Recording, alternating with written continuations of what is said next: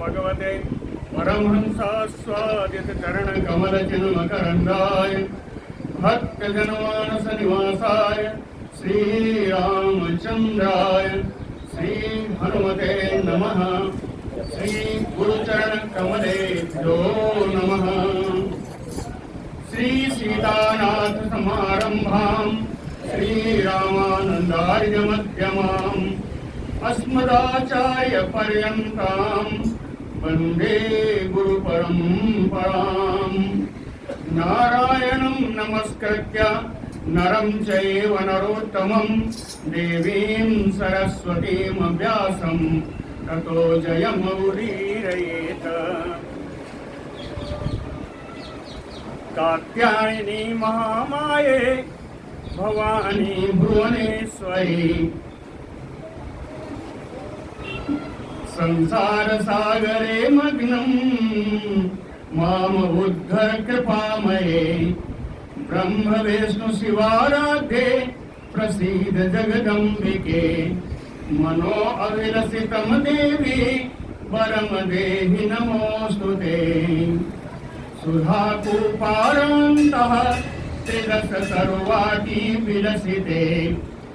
मणिद्वीपे चिंतामणिमय गृहे चित्ररुचिरे विराजन्तीम् अम्बां परशिवहृदि विराजन्तीमयम्बां परशिवहृदि अस्मेरवदनाम्। नरो ध्यात्वा भजतु भोगम् खलु मोक्षं च लभते। ब्रह्मेशाच्युत शक्राद्यैः मुनिभिः उपासिता जगतां श्रेयसे सास्तु मणिद्वीपाधिदेवता। जय सुखदेव मुनीसवर यदुपतिदास अनन्य। जयति वादरायण चरण करण मोहि जगधन्य। भक्ति भक्त भगवंत गुरु चतुर्नाम बपु एक। इनके पद वंदन किए नासै विघ्न अनेक। बोलो श्री जगत जननी जगदम्बा महारानी की। महात्मा तो अवसर पूरा हो गया था। अब एक अध्याय जो शेष बचा है उसमें क्या पूछते हैं श्रवणकाल जैसी सूझ जैसे वो आप देखिए। अंतिम अध्याय है महात्मा।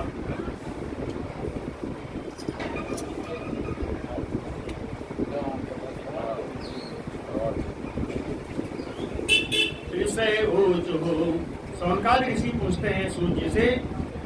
सूत सूत महाभाग श्रुतम महात्म्यम उत्तमम। ये महाभागशाली सूत जी आपने सुनाया, हम लोगों ने सुना। सुंदर देवी भागवत का महात्मा वो तो हम लोगों ने सुन लिया। अधुना श्रोतुम इच्छामः। अब हम सुनना चाहते हैं। अधुना माने इस समय। अधुना श्रोतुम इच्छामः पुराण श्रवणे विधिम्। पुराण को श्रवण, इस श्रीमद् देवी भागवत पुराण के श्रवण की विधि सुनना चाहते हैं। वो विधि आप सुनाइए। सूत उवाच, श्री सूत जी कहते हैं श्रूयताम मुनयः सर्वे पुराण श्रवणे विधिम्। ये सारे ऋषिगणों श्रूयताम पुराण श्रवणे विधिम्। श्रीमद्देवी भागवत पुराण के श्रवण की विधि मैं बता रहा हूँ, आप लोग सुनिए। क्यों सुनिए? नराणाम शृण्वतामयेन सिद्धि स्यात् सार्वकामिकी। क्योंकि जो भी मनुष्य इस विधि को सुनेगा उसको सारी कामनाएं उसकी सफल हो जाएंगी, सिद्ध हो जाएंगी। नराणाम शृण्वतामयेन सिद्धि स्यात् सार्वकामिकी। अब विधि बताने जा रहे हैं। आदौ दैवत्यम आहूय मुहूर्तम कल्पयेत सुधीर। सुधीर जो बुद्धिमान व्यक्ति हैं, सुधीर यानी सुंदर बुद्धि वाले, जो विद्वान व्यक्ति हैं, कहें आदौ सबसे पहले दैवज्ञम आहूय, दैवज्ञ कहते हैं ज्योतिष को, ज्योतिषियों को बुला करके मुहूर्तम कल्पयेत, मुहूर्त जान लेना चाहिए, कब से सुनना है, सबसे पहला काम है। आदौ दैवज्ञम आहूय मुहूर्तम कल्पयेत। वैसे मैं बता दे रहा हूँ कि 6 महीने बड़े अच्छे हैं सुनने के लिए, श्रीमद् देवी भागवत को सुनने के लिए 6 महीने, या कोई भी भागवत सुनने के लिए कहते हैं 6 महीने बहुत अच्छे हैं। तो कौन है? आरभ्य शुचि मासम तो मास खटकम सुभावहम।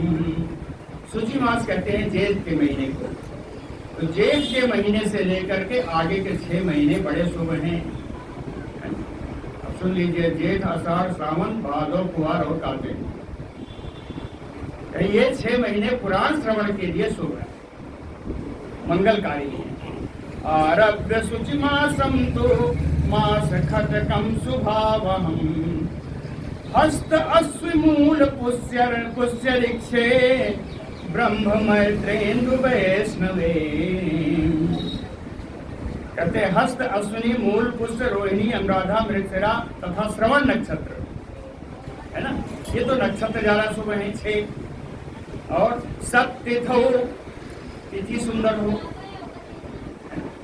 तिथि सुंदर का मतलब जानते हैं ना, कहते हैं प्रतिपदा तिथि अष्टमी तिथि नहीं होनी चाहिए। आप देखिए आपके जो संस्कृत महाविद्यालय होते हैं उनमें छुट्टी प्रतिभा अष्टमी को होती है, रविवार नहीं होती, प्रतिपदा और अष्टमी को होती है। तो इसलिए कोई भी पाठ शुरू करना हो तो प्रतिपदा को न शुरू करके, जहाँ जहाँ विधि है वो अलग है, चैत्र के नवरात्र पासरी का तो प्रतिपदा को ही शुरू होगी, विधि वाले अलग है। लेकिन वैसे मूलतः जो पाठ होते हैं, कोई भी व्रत होता है वो पूर्णिमा से आरंभ हो जाता है। वैशाख का स्नान लोग करते हैं वो चैत्र की पूर्णिमा से ही शुरू हो जाता है। पहला स्नान माघ का करेंगे तो पौष की जो पूर्णिमा उसको पहला स्नान बताते हैं। तो प्रतिपदा से नहीं बल्कि पूर्णिमा से शुरू होती है। तो जैसे सब तिथों कहने का मतलब है कि सुंदर तिथि का विचार करना चाहिए, शुभ वारे, सुंदर दिन हो, पुराण श्रवणम शुभम, सत्तिथो शुभवारे च पुराण श्रवणम शुभम, गुरुभाग वेद वेदाब्ज सरांगाब्धि गुणैः क्रमात्। कहते हैं जितने नक्षत्र हैं जो बृहस्पति से शुरू हों, गुरुभाग बृहस्पति से शुरू हो और चंद्रमा पर समाप्त हो, गुरु से शुरू होकर के चंद्रमा पर जो अक्षर समाप्त हो वो आश्लेषा से शुरू करिए तो आगे कृतिका तक जाएंगे। 27 नक्षत्र है ना, इन 27 नक्षत्र में 27 दिन में ये पूरे होते हैं है ना। और ये नक्षत्र आप शुरू करना है आपको गुरु की स्थिति से और अंत होगा चंद्रमा की स्थिति। तो गुरु भात वेदाब्ज सरांगाब्धि तृणैः गुणैः क्रमात्, इनमें क्रम से जब शुरू करेंगे तो जो भी नक्षत्र होगा क्रम से पहले चार नक्षत्र धर्माप्ति, धर्म की प्राप्ति के लिए ज्यादा सुंदर हैं। इंदिरा प्राप्ति, उसके बाद के 4 नक्षत्र आप जोड़ते जाइए तो 27 आ जाएंगे। उसके बाद के 4 नक्षत्र लक्ष्मी प्राप्ति के लिए उत्तम है। कथा सिद्धि, 4 4 8 हो गया। 9वां जो नक्षत्र है केवल अकेला एक नक्षत्र है जो कि कथा की सिद्धि के लिए होता है ना। परम सुखम, उसके बाद के 5 नक्षत्र सुख प्रदान करने वाले हैं। 8 1 9 5 14 हो गए। पीड़ा 8, उसके बाद 6 नक्षत्र पीड़ादायक है, 6 नक्षत्र पीड़ादायक हैं। उसके बाद के 4 नक्षत्र भूपति भयम, राज भय की आशंका है। 4 नक्षत्रों से राज भय की आशंका है। ज्ञान प्राप्ति क्रमात् फलम, उसके बाद ज्ञान की प्राप्ति के 3 नक्षत्र बसते हैं।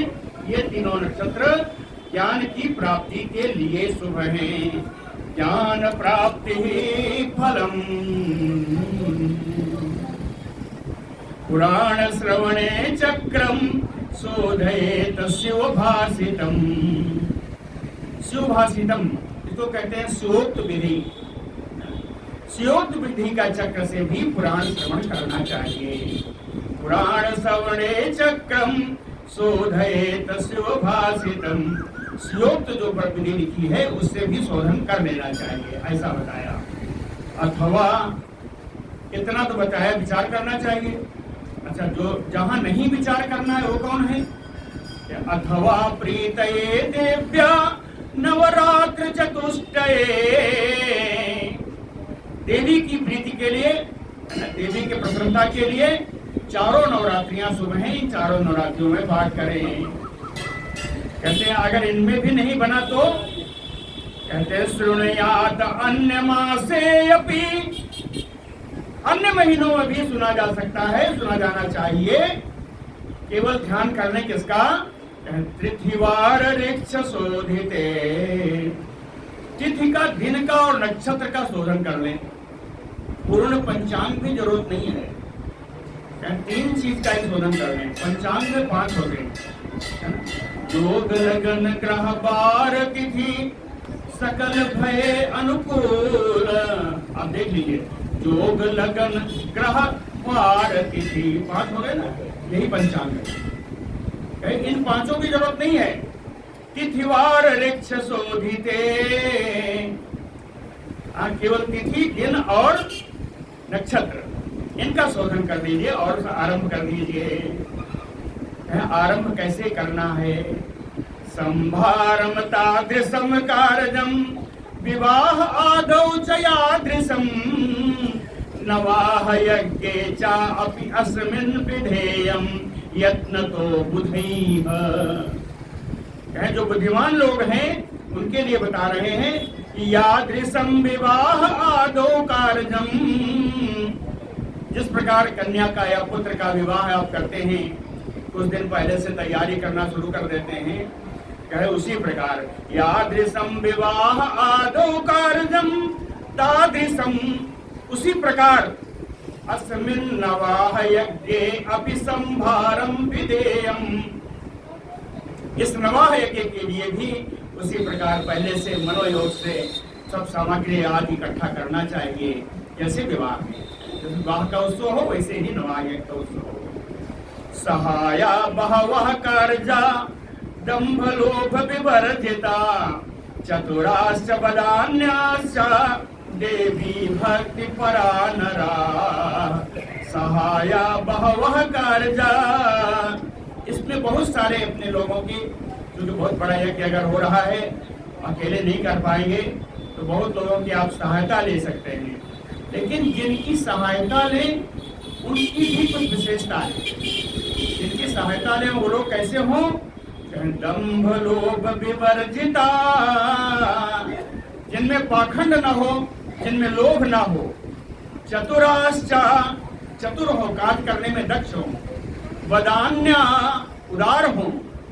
देवी भक्ति परा नरा, और जगत जननी पराम्बा देवी की भक्ति से परिपूर्ण हो। अब विवाह में क्या करते हैं?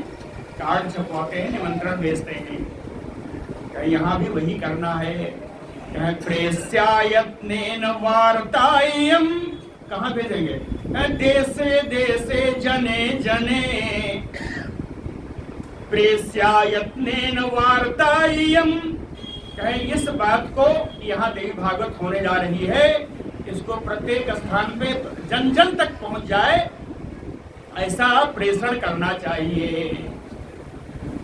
उसमें लिखेंगे क्या? कार्ड में क्या लिखेंगे? बहुत कुछ लिखते हैं लक्ष्मीदार भाषा में। तो यहाँ लिखा है कि आगंतव्यमिहि आवश्यम कथा देव्या भवेष्यति। कहते आप लोगों को यहाँ आना चाहिए, तबियत प्रत्यय है। कहे आगंतव्यम इह आवश्यम कथा देव्या भवेष्यति। आप लोगों को यहाँ आना चाहिए, क्योंकि यहाँ श्रीमद्देवी भागवत की कथा होगी। कथाम देवा देव्या भविष्यति। किसको किसको देना चाहिए? सौराश्च गाढ़पत्याश्च शैवाः शाक्ताश्च वैष्णवा सर्वेषाम् अभिसेव्यायम् यतो देवाः सशक्तयः। जो सूर्य मंडल के जानने वाले हो, सूर्य भगवान के उपासक हो, गणेश जी के जो उपासक हो, शिव जी के जो उपासक हो, वैष्णव जो विष्णु भगवान के उपासक हो, शाक्ता, शाक्ता कौन है? जो शक्ति के उपासक हो, जो देवी आदि के उपासक हैं उनको शाक्त कहते हैं। तो ये शाक्ता है, इनको भी कहें ऐसा क्यों? सभी कैसे आए? सर्वेषाम् अभिसेव्यायम्। ये श्रीमद्देवी भागवत सभी के लिए सेवा करने योग्य है, सुनने योग्य है। क्यों? कहेंगे जिस भी इष्ट देव की आप उपासना करते हैं वो इष्ट देव भी शक्ति के साथ ही होते हैं। इसमें आप शक्ति की ही स्तुति करेंगे। सारे देव, कोई देव बिना शक्ति के नहीं है।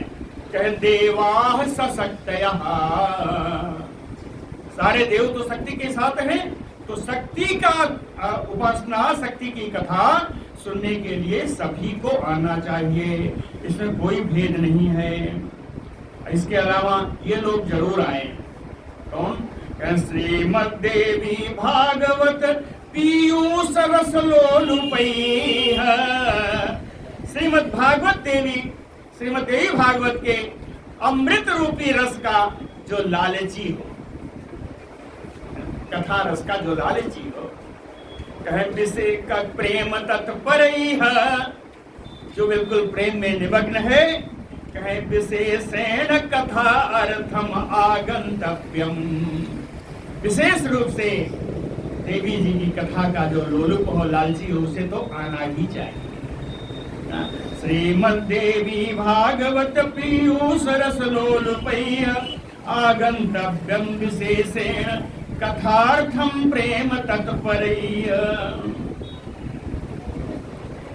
और कहते हैं ये तो बड़े निकृष्ट हैं, ये वर्ण वाले या इसके आश्रम वाले, इनको नहीं आना चाहिए। उनके लिए भी लिखा कि ब्राह्मणाद्याश्च ये वर्णा, ब्राह्मण क्षत्रिय वैश्य और अन्य जितनी जातियां हैं, जितने वर्ण हैं, सभी वर्णों को आना चाहिए। स्त्रियः च, कई जगह स्त्रियों का रोक है, कहते हैं यहाँ तो स्त्रियों को जरूर सुनना चाहिए। आश्रमिणः, सभी आश्रम वालों को सुनना चाहिए। ब्रह्मचर्य हो, गृहस्थ हो, वानप्रस्थ हो, संन्यास आश्रम हो, इन चारों आश्रम वालों को इसको सुनना चाहिए। और और कैसे? कहे सकामाः चयपि निष्कामाः, सकाम भाव से सुने या निष्काम भाव से सुने। कोई कहे कि हम इसलिए सुनेंगे कि हमारे लड़का पैदा हो जाए, तो वो भी ठीक है। और कोई इसलिए सुने कि भगवान के प्रेम मिल जाए, प्रेम मिल जाए, देवी हमारी प्रसन्न हो जाए, वो भी ठीक। एक सकाम हो गया, दूसरा निष्काम हो गया। कहे सकाम भाव वाले भी सुने, निष्काम भाव वाले भी सुने। पातव्यम तैः कथामृतम, इस कथा रूपी अमृत को सभी को पीना चाहिए। पातव्यम न अवकाशः कदाचित् स्यात् नवाः श्रवणे अपितैः। अगर किसी को 9 दिन का अवकाश नहीं प्राप्त है, कहें भाई 9 दिन कथा होगी, हमारा तो काम ही खराब हो जाएगा, बिजनेस चौपट हो जाएगा, तो उनके लिए भी उपाय बताया है। कहें अवकाशः कदाचित्, कदाचित शब्द का अर्थ यह है कि कोई अपरिहार्य स्थिति हो, है ना, कोई अपरिहार्य स्थिति हो कि नहीं आ सकते, तो ठीक है। कि ना अवकाशः कदाचित स्यात् नवाः श्रवणे अपि, 9 दिन अगर नहीं सुनते तो तैः आगंतव्यम यथा कालम, जब उन्हें समय मिले तब वो आ जाए। यज्ञे पुण्याक्षण स्थिति ही, इस यज्ञ में तो एक क्षण के लिए भी कोई खड़ा होकर सुन ले तो वो भी पुण्यदायक है, वो भी पुण्य प्रदान करने वाला है। दिनेन एव कर्तव्यम एवं आकारणम नृणाम। आकारणम निमंत्रणम, निमंत्रण कैसे देना चाहिए? लाठी मार के निमंत्रण नहीं देना चाहिए, विनयेन एव, नम्र होकर के, विनम्र होकर के निमंत्रण देना चाहिए। हमारे यहाँ बड़ा देवी जी की कृपा है, कथा होने जा रही है, आप अवश्य आए मेरे पास। विनयेन एव कर्तव्यम एवाकारणम नृणाम। और जब आपके निमंत्रण पर लोग आ जाएं तो आगतानाम च कर्तव्यम वासस्थानम यथोचितम। जैसा उचित हो वैसा उनके रहने की, उनके बैठने की व्यवस्था भी आपको करनी चाहिए। आगतानाम च कर्तव्यम वासस्थानम यथोचितम। अब ये तो लोग आ गए, तो कथास्थल भी तो होना चाहिए। कथास्थल कैसा हो? कहे कथास्थानम विशालायाम। जितना बड़ा हो सके उतना बड़ा कथास्थल होना चाहिए। और कहे मनोरम, सुंदर मनोरम हो, वहां रहने में अच्छा लगे। और कहे मार्जन पूर्वकम, बढ़िया उसको झाड़ू बुहारी लगा दो। गोमयन अथलेपनम, गाय के गोबर से लिपाई कर दो।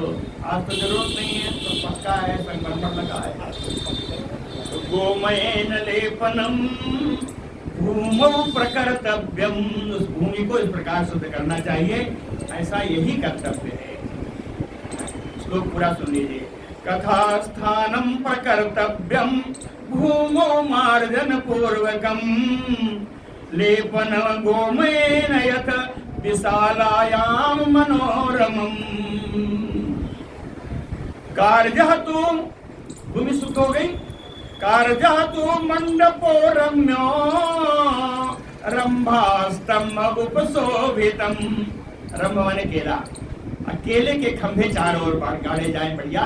रंभा स्तंभ उपशोभितम रम्यो मंडपम, सुंदर रमणीय अच्छा लगने वाला मंडप बनाया जाए। उस मंडप में पताका ध्वजराजिता, बड़ी बड़ी छोटी छोटी पताकाएं ध्वजाएं सब लगाई जाएं। और वितानम ऊपर स्थात, ऊपर चंदोवा लगाया जाए, ऊपर वितान लगाया जाता है, चंदोवा लगाया जाए। इस तरह मंडप सजाना चाहिए। कारजः तु मंडपो रम्यो रंभा स्तंभ उपशोभितः वितानम उपरिष्ठातु पताका ध्वजराजितः। अब जो वक्ता को जो बैठाएंगे उसका आसन कैसा होना चाहिए? वक्तु चैव आसनम दिव्यम, थोड़ा ऊंचा हो, अलौकिक आसन हो। सुखास्तरण संयुतम, आसन ऐसा होना चाहिए कि बैठने में सुख प्राप्त हो। सुख अस्तरणम, मखमली गद्दा बढ़िया बिछाइए, चद्दर। सुख आस्तरण संयुतम रचितव्यम प्रयत्नेन प्रांग मुखम वा अपि उदंग मुखम। करना ऐसा चाहिए कि या तो पूरब की ओर मुख हो या उत्तर की ओर।